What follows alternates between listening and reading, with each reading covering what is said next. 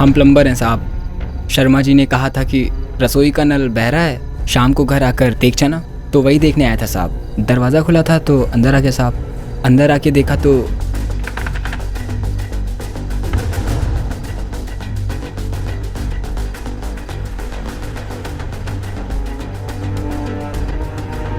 कुंडी भी सही सलामत है, ताला भी नहीं टूटा।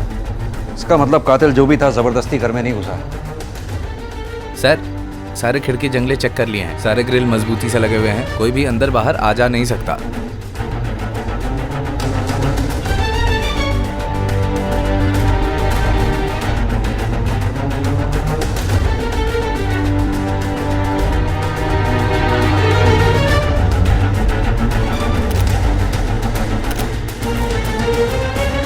रास्ता दीजिए।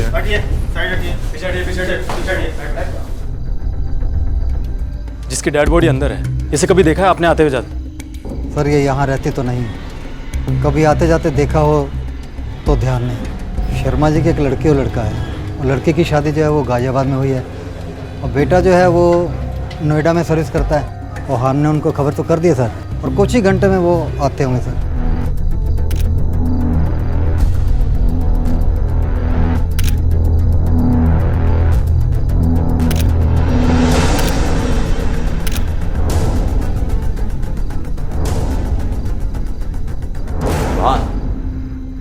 एक मकान जिसमें दो बुजुर्ग अकेले रहते थे, वहां एक 20-21 साल की लड़की की लाश का मिलना, और वो भी बगैर कपड़ों। बात तो समझ में नहीं आई। ये लड़की कौन है, कहां से आई है, इस हालात में यहां क्या कर रही हो? सर, सब जगह देखा, घर में हस्बैंड वाइफ के कपड़े हैं, लेकिन इस लड़की का कोई कपड़ा नहीं मिला है, और ना ही कोई लगेज। पता करो ये लड़की उनकी रिश्तेदार है या कोई और।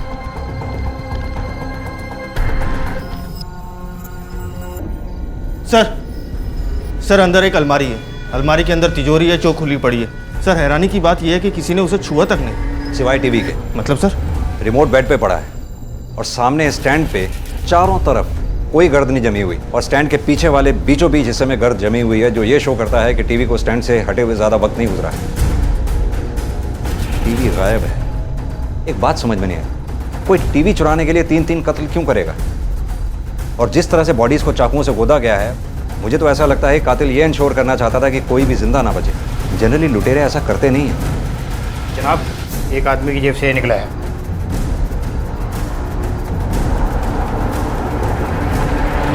और नो,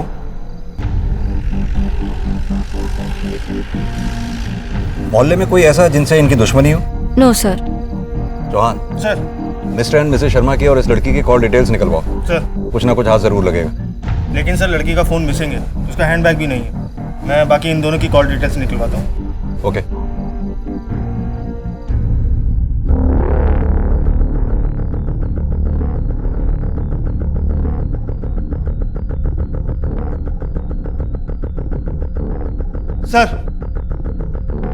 सर पोस्टमार्टम रिपोर्ट, इसमें कुछ खास नहीं है। लड़की के साथ रेप का भी कोई एविडेंस नहीं मिला, लेकिन हाँ सर, उसके हाथों पर कुछ खास किस्म के निशान मिले, जैसे कि किसी ने उसे कस के पकड़ा हो। सर इसका मतलब कातिल एक नहीं, 2 लोग हैं। लेकिन उसके बदन पर कपड़े भी नहीं थे, रेप भी नहीं हुआ था उसका, यानी कपड़े उसने अपनी मर्जी से उतारे थे। सवाल ये उठता है क्यों और किसके लिए? सर शर्मा की जेब से कॉन्डोम का पैकेट मिला था, इसका मतलब कहीं दोनों के बीच में कुछ हो सकता है। लेकिन चौहान, मिस्टर शर्मा लड़की को उस वक्त घर पर क्यों बुलाएंगे जब मिसेस शर्मा घर पर ही थी? एनीवेज, वो लड़की के बारे में कुछ पता चला? नहीं सर, अभी नहीं। सर, उस लड़की के जो कपड़े हमें वहां से मिले थे, उसके पॉकेट से रसीद मिली है। लेकिन इस पे कुछ नाम तो लिखा नहीं हुआ। एक काम करो, टेलर के पास जाओ, उसे पूछताछ करो ये किसकी है रसीद। Okay sir. और सर, शर्मा के बेटा बेटी भी हॉस्पिटल पहुंच चुके हैं। ठीक है, आओ चौहान। Okay sir.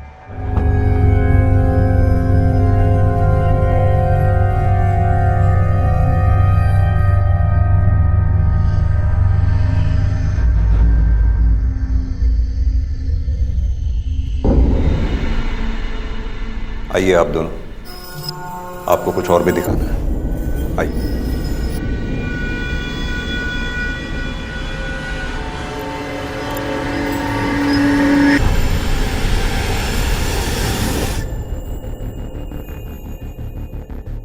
पहचानते हो इसे?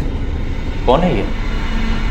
इसकी डेड बॉडी आपके पेरेंट्स की डेड बॉडी इसके साथ ही मिली थी, और जब ये हमें मिली थी इसके बदन पर एक भी कपड़ा नहीं था। हम नहीं पहचानते इसे। पहचानते नहीं या बताना नहीं चाहते? हम ऐसा क्यों करेंगे? क्योंकि हो सकता है इसका रिश्ता आपके पापा के साथ हो और आप इसे छुपाना चाहते हो। हम कुछ नहीं जानते इसके बारे में। बॉडीज कब मिलेंगी? कल शाम तक। सर, इन लोगों के रिएक्शन ऐसे नहीं लग रहे थे जैसे नॉर्मल बच्चों के अपने माँ बाप की लाश को देखकर होते हैं। चौहान, जिस तरह से लड़की की लाश उनके पेरेंट्स की लाश के साथ मिली है, शायद इसलिए ऐसे हालात किसी भी बच्चे के लिए एम्बैरेसिंग हो सकते हैं। सर, कहीं ऐसा तो नहीं कि मिस्टर शर्मा और उस लड़की के बीच का रिलेशन इन दोनों को पता चल गया हो और इन दोनों ने ही मिलकर? मैं भी वही सोच रहा हूँ, लेकिन अगर ऐसा है भी तो भी इस लड़की के बारे में पता लगाए बिना हम इस केस में आगे नहीं बढ़ सकते। आओ। हाँ बोलो। सर, हम मिस्टर शर्मा और मिसेस शर्मा के कॉल रिकॉर्ड्स को वेरीफाई कर रहे हैं। हाँ, लेकिन मिस्टर शर्मा के बैंक डिटेल में कुछ गड़बड़ लगती है। पिछले कुछ महीने से लगातार मिस्टर शर्मा अपने अकाउंट से 5 से 6 लाख का कैश निकाल रहा है। इतने पैसों की उसे क्या जरूरत पड़ती थी निकालने के लिए? पता लगाओ, देखते हैं क्या निकलता है। Okay sir.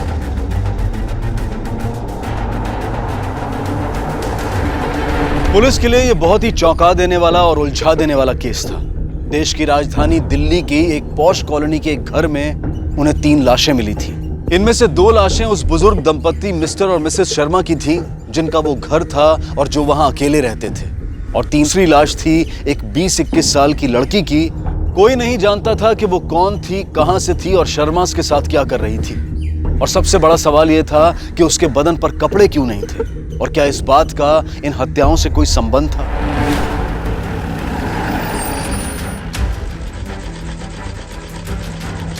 सुनिए, इस रसीद को पहचानते हो? हाँ साहब, ये तो मेरी ही दुकान की है। कस्टमर का नाम नहीं है इस पर। बता सकते हो किसको दी थी? सर, देखना पड़ेगा।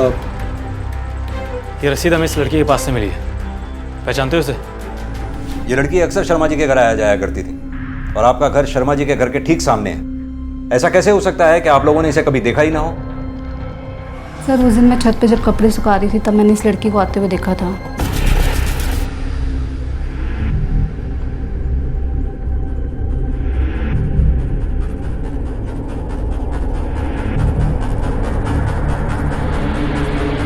कैसे आई थी ये लड़की? सर, स्कूटी से।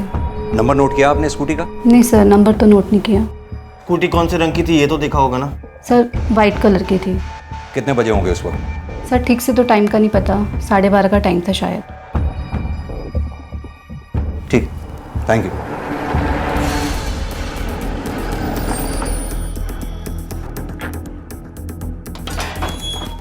सर, अगर वो लड़की स्कूटी पे यहाँ आई थी तो वो स्कूटी हमें बरामद क्यों नहीं हुई? चौहान, अकेला टीवी ही गायब नहीं हुआ है, स्कूटी भी गायब हुई है। लेकिन ऐसा हो कैसे सकता है? 2 लोग टीवी जैसी बड़ी चीज लेकर स्कूटर पर सवार होकर और बीच मोहल्ले में से निकल जाएं और किसी की नजर तक ना पड़े।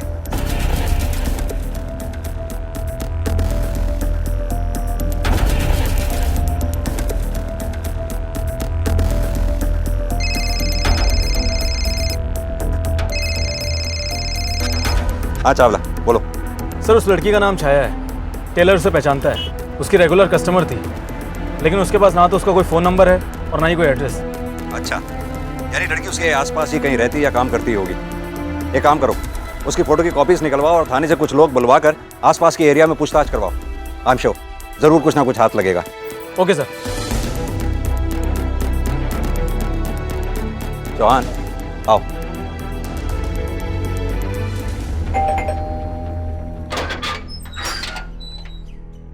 जी सर, दादी को अल्जाइमर है। कभी कभी उनको ऐसी चीजें दिखाई देती और सुनाई देती जो अक्सर होती भी नहीं। खुसर फुसर के कर रहे हैं, तेनों की लगता है मैं बह रही हूं, उन्हें सुनाई नहीं देता। दादी की गल है, किसी कुछ दसना चाहते हो? मैं अपने बेटे से फोन पे बात कर रही थी, 2 लड़के आए सामने के घर से टीवी लेके स्कूटी पे चले गए। कितने बजे होंगे उस वक्त? टाइम नहीं पता सर। मुझे नहीं लगता इन्होंने कुछ देखा होगा सर। मैंने आपको इनके बारे में बताया था कि नहीं, ये सच कह रही हैं, वो 2 लोग ही थे। आप इनका फ़ोन चेक करो।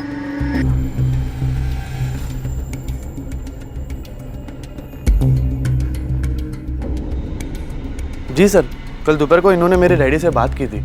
कितने बजे? एक 19 से 23 के बीच में। दादी जी उनके चेहरे देखे थे आपने? शक्ल कैसी थी मतलब उनकी? जवान मुंडे थे, टोपी पहने थे, चेहरा नहीं देखा। ठीक है दादी, धन्यवाद।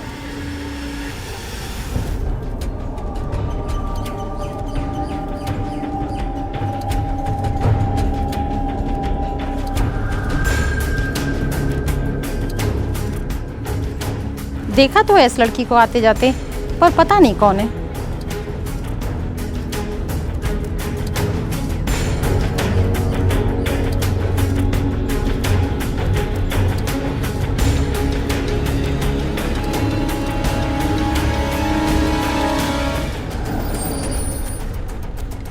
अब तक पुलिस को लगने लगा था कि हो ना हो इस लड़की छाया की लाश पर कपड़ों का ना मिलना, इस बात का कोई ना कोई संबंध इन हत्याओं से जरूर था।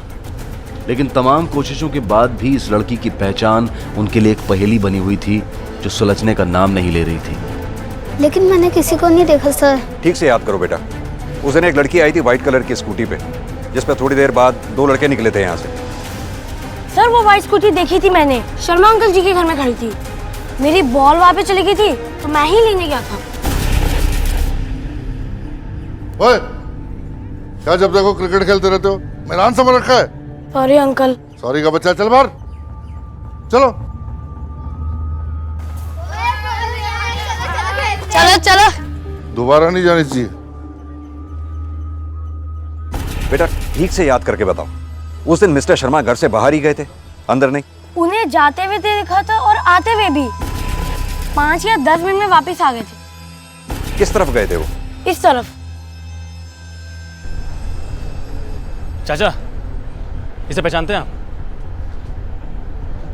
चौहान, लड़की के आने के बाद शर्मा अपने घर से निकले और इस गली से होके गए। 10 मिनट में वापस भी लौट आए, यानी 5 मिनट में जाना और 5 मिनट में आना। कहाँ गए होंगे वो? आओ जरा।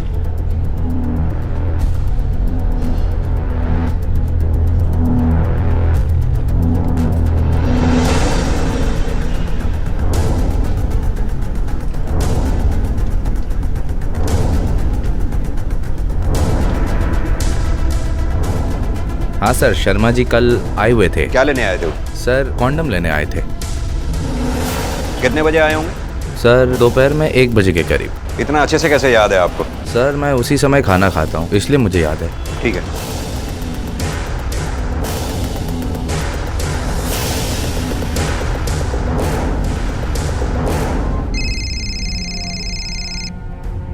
हेलो सर, उस लड़की का एड्रेस मिल गया है, यहीं पास ही में रहती है।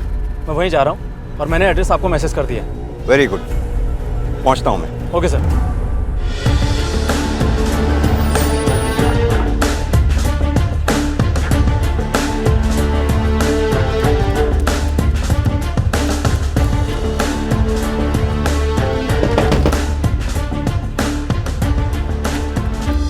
हाँ जी। छाया यहीं रहती है? जी हाँ, किराएदार है मेरी, लेकिन इस वक्त वो घर पे नहीं है। कल से लौटी नहीं वो। क्या बात है? इसी कमरे में रहती है, मतलब रहती थी।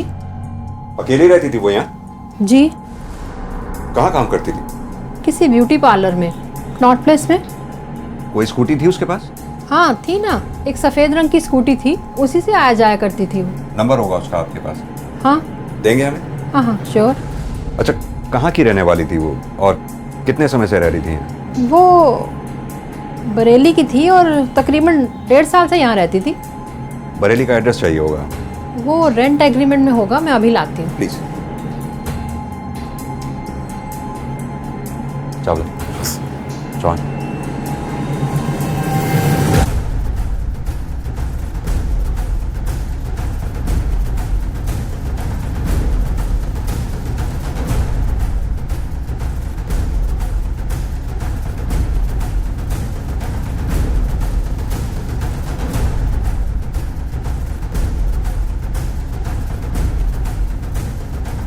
सर, इसकी माली हालत तो काफी अच्छी लगती है। सर ये रहा उसका बरेली का एड्रेस। उसका पति रहता है वहाँ, आदित्य नाम है उसका। मैम, छाया का मोबाइल नंबर और जिस ब्यूटी पार्लर में वो काम करती थी वहाँ का भी एड्रेस चाहिए होगा। मैं अभी लाती हूँ। Thank you. चावला। हाँ सर। बरेली पुलिस को कांटेक्ट करो और छाया का वहाँ का एड्रेस उनको भेजो। Okay sir. और इस आदित्य को दिल्ली बुलवाओ। Okay sir.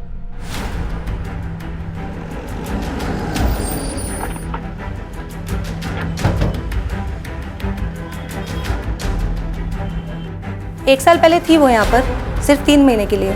उसके बाद वो काम छोड़कर चली गई। क्यों? पता नहीं, कुछ बताया नहीं उसने। उसके बाद आपने उसे कभी देखा? नहीं, वो आया करती थी यहाँ एज अ कस्टमर, पर जब वो यहाँ काम किया करती थी तब ना उसके पास पैसे होते थे ना ढंग के कपड़े होते थे। लेकिन जब वो यहाँ एज अ कस्टमर आने लगी तब उसके पास महंगे महंगे कपड़े थे, महंगे महंगे ट्रीटमेंट्स लेने लगी। ऐसा क्या करने लगी थी वो? वही तो मैंने उससे पूछा। फिर उसने बताया कि वो कुछ इंश्योरेंस का काम कर रही है। अंकल और आंटी बहुत अच्छे थे सर, दोनों ही फाइनेंशियल एडवाइजर थे। मैंने भी कई इंश्योरेंस पॉलिसी करवाए थे उनसे।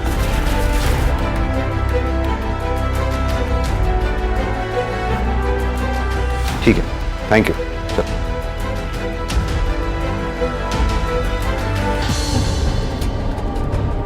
सर कहीं ऐसा तो नहीं कि छाया ने मिस्टर शर्मा के साथ कोई नया काम शुरू किया हो? वैसे भी वो फाइनेंशियल एडवाइजर थे, हो सकता है इसी सिलसिले में वो उनके घर आती जाती है। हो सकता है, लेकिन छाया की लाश का शर्मा के घर पर बगैर कपड़ों के मिलना और छाया के साथ साथ शर्मा का भी कत्ल होना, कोई कनेक्शन नहीं बैठ रहा है। स्कूटी के बारे में कुछ पता चला? नहीं सर, अभी तक तो नहीं, लेकिन हमने सभी थानों में अलर्ट कर दिया है और कई मैकेनिक्स और एजेंट्स को बोल दिया है जो पुरानी गाड़ियों में डील करते हैं। जल्दी को सुराग मिल जाएगा सर।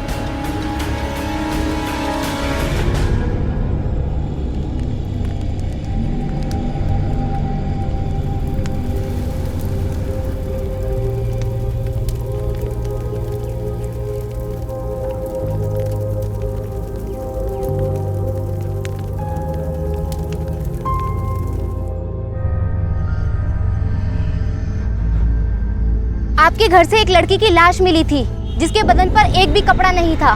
कौन थी वो? कहीं उसका अफेयर आपके फादर के साथ तो नहीं चल रहा? कहीं इसी के चलते तो ये कत्ल नहीं हुए? क्या बकवास कर रहे हैं आप लोग? हमारे पेरेंट्स का मर्डर हुआ है, उनका अंतिम संस्कार करके आ रहे हैं। मुझे कुछ नहीं कहना। हटिए आप लोग। सुनिए सर। सर, छाया के फ्लैट से उसके बैंक की डिटेल मिली है। सर ये छाया के पिछले 6 महीने के कॉल रिकॉर्ड्स और ये मिस्टर शर्मा की कॉल रिकॉर्ड। सर हमें इसमें एक नंबर मिला है जो पहले तो हमें डाउटफुल नहीं लगा, लेकिन बाद में जब चेक किया गया तो पता चला ये नंबर छाया का है। सर, छाया के बैंक की डिटेल और मिस्टर शर्मा और मिसेस शर्मा की डिटेल से मैच हो रहा है। जब मिस्टर शर्मा या मिसेस शर्मा के अकाउंट से कोई बड़ा कैश निकला है, उतना ही कैश सेम डेट पर छाया के अकाउंट में डिपॉजिट हुआ है, जो कि मंथली 5 से 6 लाख के बीच है। एक बात तो तय है कि छाया शर्मा के साथ मिलकर काम कर रही थी, लेकिन सवाल यह है कि छाया शर्मा के लिए ऐसा क्या कर रही थी जिसके लिए शर्मा उसको 5 से 6 लाख रुपए महीना इतनी बड़ी रकम दे रहा था। मान लिया जाए कि छाया शर्मा को असिस्ट कर रही थी, लेकिन शर्मा को तो कमीशन का चेक मिलता होगा, वो छाया को कैश में पेमेंट क्यों कर रहा था? ये तीनों मिलकर ऐसा कर क्या रहे थे? फाइनेंशियल का बिजनेस या कुछ और? वो क्या वजह थी जिसके लिए शर्मा छाया को हर महीने इतने सारे पैसे दे रहे थे? क्या उसके बदन से उतरे हुए कपड़ों का उसके बैंक अकाउंट में आने वाले पैसों से कोई संबंध था? इन सवालों के जवाब जानने के लिए पुलिस ने अपने जांच के दायरे को फैलाकर उसमें शर्मा के क्लाइंट्स को भी शामिल कर लिया। क्या पुलिस का यह कदम सही साबित होने जा रहा था? क्या इस जांच से कुछ ऐसा निकल कर आने वाला था जो इस पूरे मामले पर पड़े रहस्य के पर्दे को उठा देने वाला था?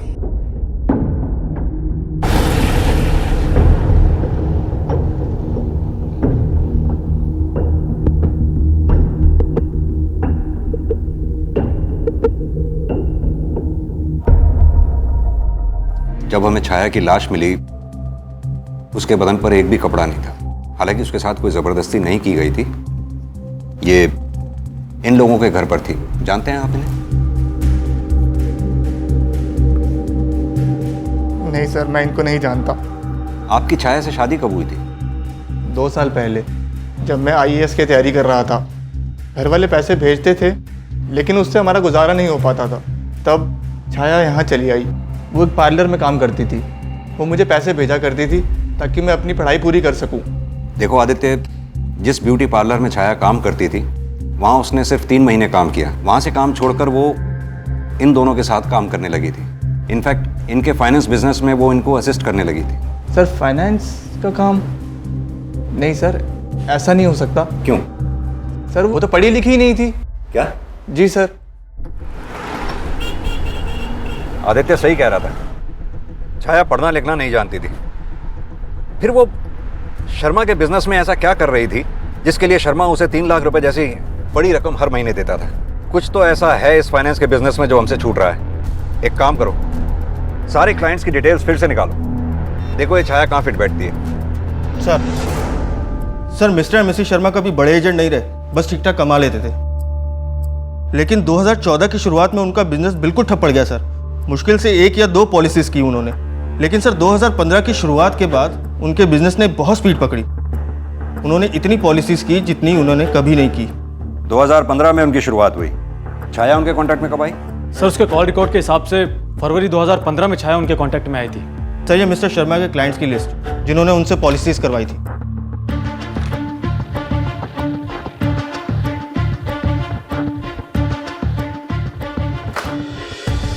अब समझ में आ रहा है कि छाया शर्मा के लिए क्या काम करती थी और कैसे करती थी। हाँ, मैंने जो पॉलिसी ली है वो काफ़ी बड़ी तो है, लेकिन मैंने सोचा था कि अपनी सेविंग से कुछ निकाल कर या कहीं से मैनेज करके मैं प्रीमियम भर दूंगा। लेकिन सर पॉलिसी लेना कोई क्राइम तो नहीं है। मिस्टर शर्मा को अपना एजेंट अपॉइंट करने का डिसीजन मेरा अकेले का डिसीजन नहीं था, कंपनी के कुछ और सीनियर्स ने मिलकर ये डिसीजन लिया था। और वैसे भी एजेंसी बदलना कोई इलीगल तो है नहीं। It's not a breach for any law, right sir? ये कोई मजाक नहीं है, मर्डर का केस है, मर्डर का। अगर अपनी सलामती चाहते हो सच सच बता दो कि असली मामला क्या है, वरना सच निकलवाने के और भी तरीके आते हैं हमें। सर मैं आपसे कई बार कह चुका हूँ कि मिस्टर शर्मा का प्रपोजल हमारे पुराने एजेंट के प्रपोजल से कहीं ज़्यादा बेटर था, इसलिए मैंने अपनी कंपनी के फायदे को देखते हुए मिस्टर शर्मा के प्रपोजल को अप्रूवल दे दी। तुम्हें क्या लगता है हमें नहीं पता कि वो तुमने पॉलिसी क्यों ली थी? ये ऐसे नहीं मानेगा चावला। बुलाओ इसकी बीवी को और बैठाओ इसके सामने, क्या क्या इसने हरकतें की थी वो पॉलिसी लेने के लिए। Okay sir. No sir please, मैं सब कुछ बताता हूँ। मैंने कुछ साल पहले एक छोटी सी पॉलिसी ली थी मिस्टर एंड मिसेस शर्मा से, तो उसी के सिलसिले में वो मेरे घर पर आए थे। अरे प्रतिभा देखो सही इसको एक बार। शर्मा जी ऑलरेडी मैं आपसे एक पॉलिसी ले चुका हूँ। अरे मत लेना, खोल के देखो तो सही एक बार। हाँ समझे, नई असिस्टेंट है मेरी, खुश कर देती है, कस्टमर देख के पॉलिसी देती है। भाभी जी आ गई, भाभी जी आ गई। थैंक यू भाभी, चाय का शुक्रिया। और मैं दूसरे दिन मिस्टर शर्मा के घर चला गया। अरे आइए आइए प्रतीक बाबू, स्मार्ट लग रहे हो यार। हैं? अब आए पूरी तैयारी से।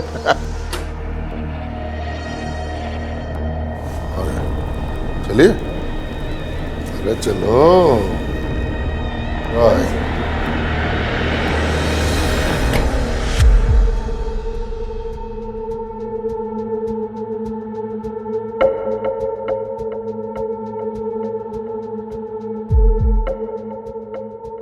मुझे पता है सर, मेरा वो सब करना गलत था। मुझे उनके घर नहीं जाना चाहिए था, ये मेरी बहुत बड़ी गलती थी सर। लेकिन सर मैं उनके मर्डर के बारे में कुछ नहीं जानता, मैं बेकसूर हूँ सर। प्लीज़ सर मुझे जाने दीजिए। शर्मा और उसकी बीवी क्लाइंट को फांसने के लिए छाया को चारे की तरह इस्तेमाल करते थे। छाया को भी इससे कोई तकलीफ नहीं थी, उसे उसका हिस्सा मिल रहा था। तकलीफ थी तो फिर किसे, और वो भी इतनी कि उसने छाया के साथ साथ शर्मा और उसकी बीवी तीनों का कत्ल कर दिया। सर इतनी तकलीफ तो एक ही आदमी को हो सकती है, छाया का पति आदित्य। सर हो सकता है उसने छाया के बारे में सब पता लगा लिया हो और गुस्से में आकर उसे मारा या मरवाया हो। सर हरीश और अनुजा भी ऐसा कर सकते हैं, क्योंकि सेम रीजन उन पर भी लागू होता है। उन तीनों को बुलाओ, मैं उन्हें खुद इंटेरोगेट करूंगा। जी सर। सर आप हम पे शक कर रहे हैं? मैं नोएडा में रहता हूँ, मेरी बहन गाजियाबाद में। यहाँ पर हमारे माँ बाप क्या कर रहे हैं हमें कैसे पता होगा? सर मैं नौकरी करने के बजाय पढ़ाई कर रहा हूँ, क्योंकि मुझे अपनी काबिलियत पर भरोसा है। और अगर मुझे पता होता कि वो इस तरह पैसे कमा रही है तो मैं उसके पैसे को बिल्कुल हाथ नहीं लगाता। तुम्हारी बीवी 18 महीने से दिल्ली में रह रही थी, वो कहाँ रह रही थी, कैसे रह रही थी, एक बार देखने नहीं आए? क्यों?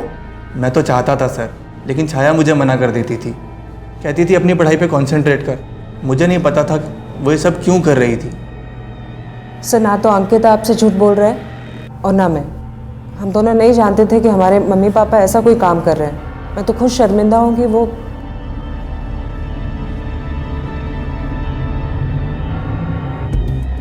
छाया 18 महीने पहले दिल्ली में आई और आते ही उसे ब्यूटी पार्लर में काम मिल गया, जहां उसने अगले 3 महीने तक काम किया।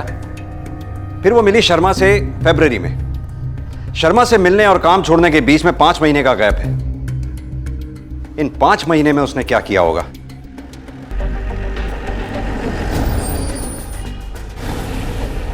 लेकिन उसने तो मुझे कभी नहीं बताया कि जॉब छोड़ दिया है।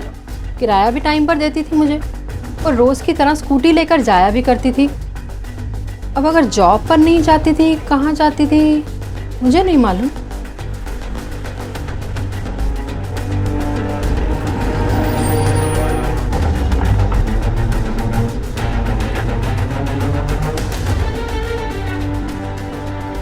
पता तो तब होता ना सर जब वो कुछ बताती। ना उसने कोई रीज़न दिया ना कोई शिकायत की, बस बोला जॉब छोड़ना चाहती हूँ और जॉब छोड़ के चली गई। उसके बाद उसने क्या किया मुझे कोई आइडिया नहीं।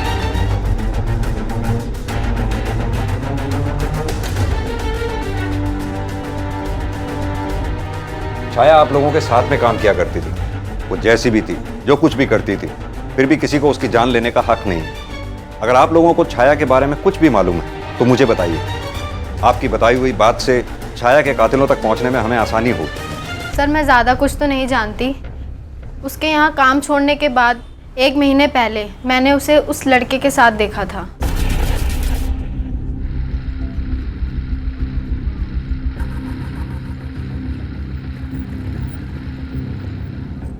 किस लड़के के साथ? सर मैंने उसका चेहरा तो नहीं देखा, लेकिन हाँ उसकी मकान मालकिन ज़रूर जानती होगी क्योंकि वो उनके घर आता जाता था।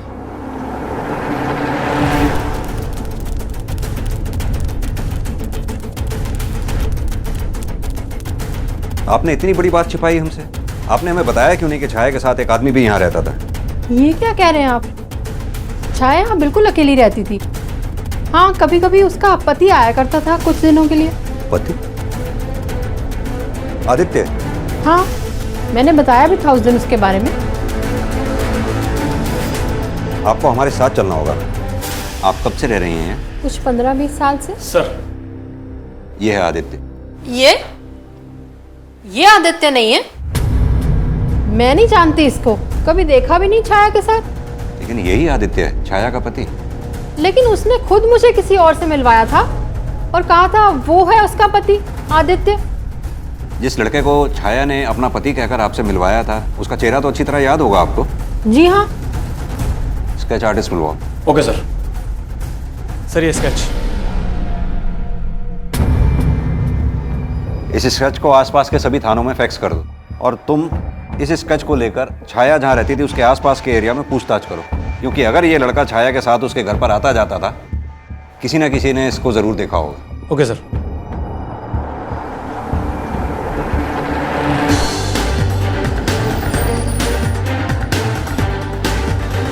भाई साहब इस लड़के को तो कहीं देखा है? इस लड़के को देखा है, अक्सर इस मार्केट में पाया जाता है। कहाँ पे?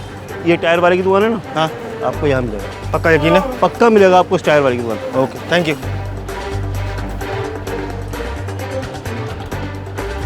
भाई साहब इस लड़के को कहीं देखा है? हाँ जानता हूँ ना, यहीं बैठता है साहब। कहाँ मिलेगा? ये बाजू वाली दुकान के पास मिलेगा सर, उधर कहीं।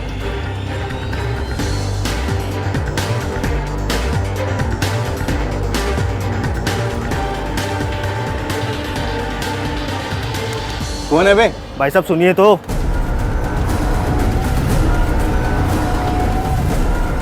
चल तुझे सैर करवाते हैं। सर जी मैंने क्या किया सर जी? सर जी और कितनी देर बिठा के रखेंगे सर जी? सर जी 3 घंटे हो गए हैं। बैठ।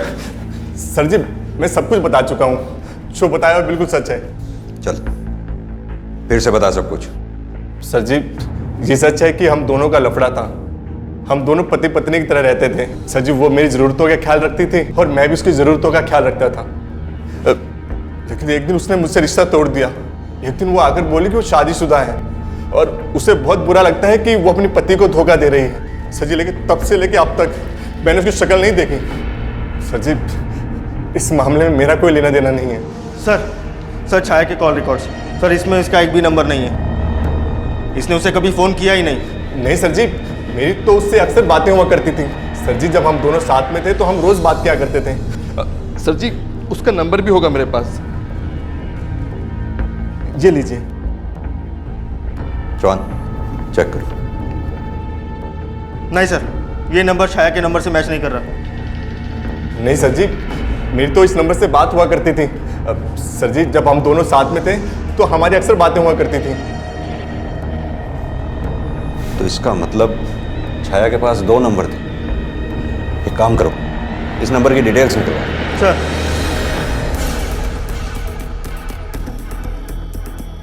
सर, रघु का रिकॉर्ड साफ नहीं है।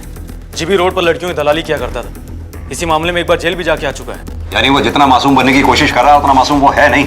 सर हमने छाया के दूसरे फ़ोन के कॉल रिकॉर्ड निकाले हैं। सर रघु ने छाया के मर्डर से पहले उसे कई बार कॉल किया था।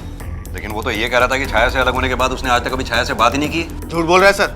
छाया के मर्डर से पहले और उसके बाद वो एक नंबर पर फ़ोन किया करता था जो किसी माधव नाम का है, और वो भी कोई पाक साफ नहीं है सर। हिस्ट्री शीटर है। कार चोरी के केस में कई बार अंदर जा चुका है। मैडम ने खबरियों को बोल दिया सर, लेकिन वो अंडरग्राउंड है। फोन ट्रेस करो, उठा लाओ उसे। ठीक है सर।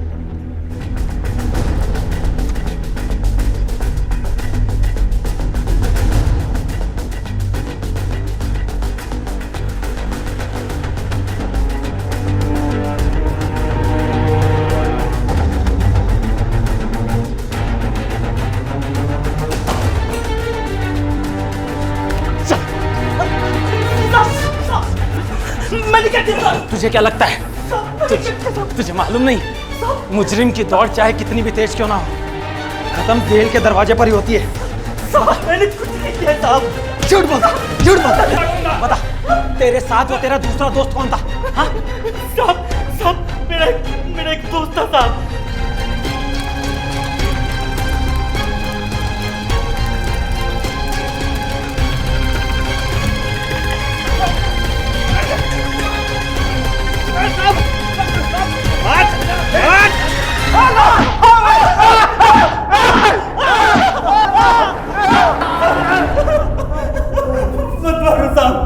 मैं सब बताता हूँ साहब।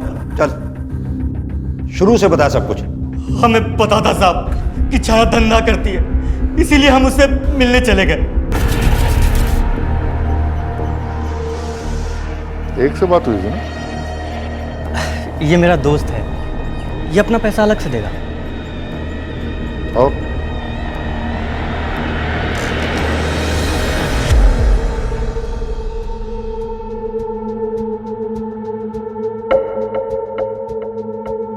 कौन आ रहा है पहले?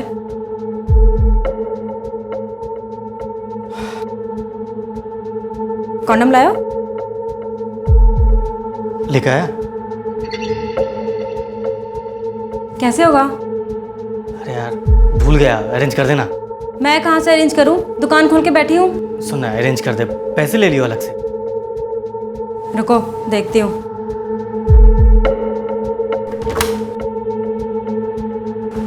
क्या अंकल, कैसे कैसे कस्टमर है, सामान लेके नहीं आते। पागल तो नहीं है साले? देखो कुछ अरेंज करो। हाँ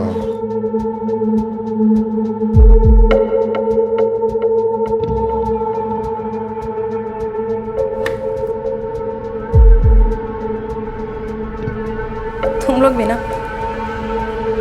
ऐसी जगह पे आगे बिना कॉन्डम। आ जाओ।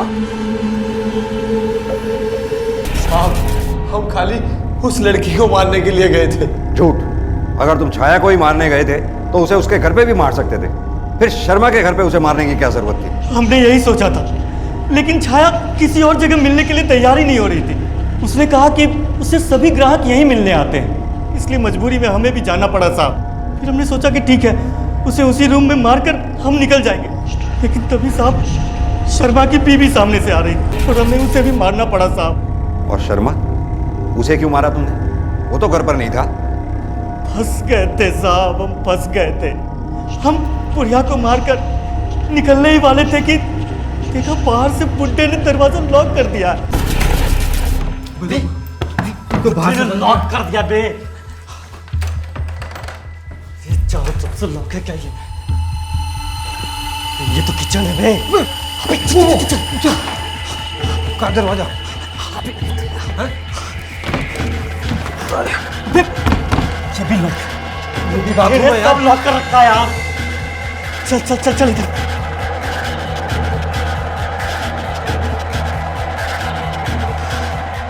यार तो फंस गए यार, अब क्या करें? फिर हमें मजबूरी में वही रुककर इंतजार करना पड़ा था। जब बुढ़ा दरवाजा खोलकर अंदर आया तो हमने उसे भी मार दिया। नहीं मारते साहब तो वो उस लाश को देखकर चीखता और हम गली में ही पकड़े जाते साहब। लेकिन शर्मा बाहर से दरवाजा क्यों लॉक करके गया था? हमें पता नहीं साहब। इस सवाल का बहुत आसान जवाब है चावला। जब कोई इंसान गलत काम करता है तो उसे छुपाने की हर मुमकिन कोशिश करता है। शर्मा ने भी बाहर से ताला इसीलिए लगाया होगा कि छाया और उसका क्लाइंट जब घर के अंदर हो तो कोई बाहर से आए और ताला देखकर लौट जाए। लेकिन छाया को क्यों मारा तुमने? उससे क्या दुश्मनी थी तुम्हारी? साहब हमारी उससे कोई दुश्मनी नहीं थी साहब, पर मैं सट्टे में बहुत पैसे हार गया था साहब और सटोरिया मेरे जान के पीछे पड़ा था साहब। मेरे दोस्त ने कहा कि अगर उस लड़की को खत्म कर दोगे तो मैं तुम्हारा सारा कर्जा उतार दूंगा। बस इसीलिए मैंने उस लड़की को मार दिया साहब। कौन था वो दोस्त? क्या नाम था उसका? साहब रघु।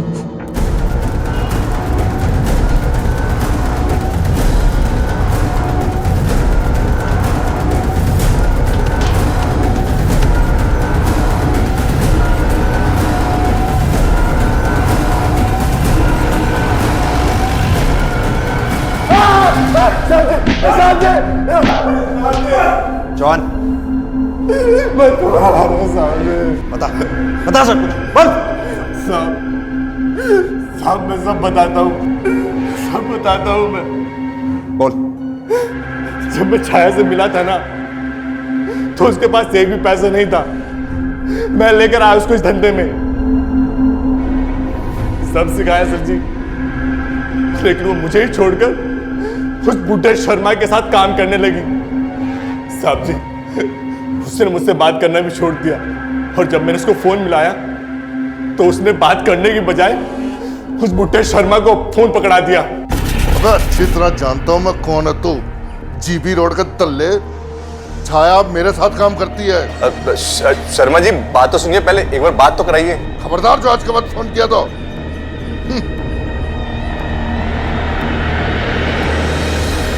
सर जी मैं लेकर आया उसको इस धंधे में, लेकिन मुझे ही धोखा देकर वो उस बुढ़े शर्मा के साथ काम करने लगी।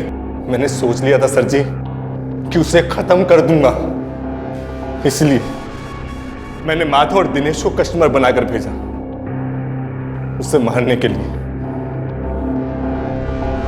लेकिन सर एक बात समझ नहीं है, शर्मा को इतना सब करने की जरूरत क्या थी? बच्चे सेटल थे, अच्छा खासा कमा रहे थे और फिर उनकी उम्र भी तो हो चुकी थी, उसके बावजूद ये सब।